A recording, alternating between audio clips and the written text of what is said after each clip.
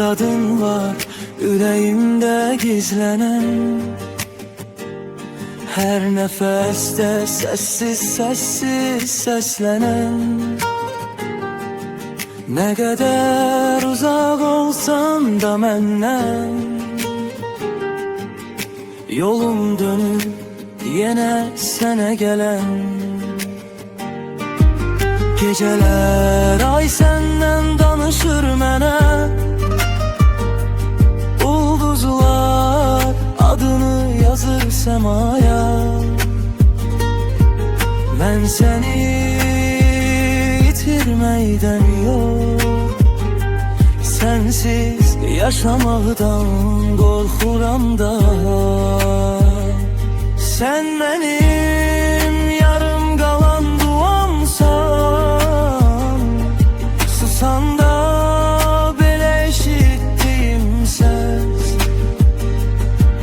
Bir ömür geçse de değişmez yüreğim, sen benim en güzel mucizemsen. Ellerimden tut, bırakma hiç vaxt, yollar bizi hara aparsa da, sevgi dedikleri elə sen. Kalan her şey sadece dünyadır. Bazen bir bakış min sözden ağır, bazen bir sükut bütün derdi danışır. Sen gözlerime bakanda anlayıram, yüreğde sevinende sakitleşirmiş. Eğer sabah her şey değişse bile,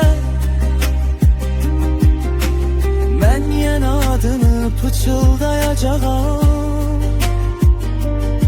Çünkü bu dünyada en doğru his seni sevmeymiş, bunu anlayacağım.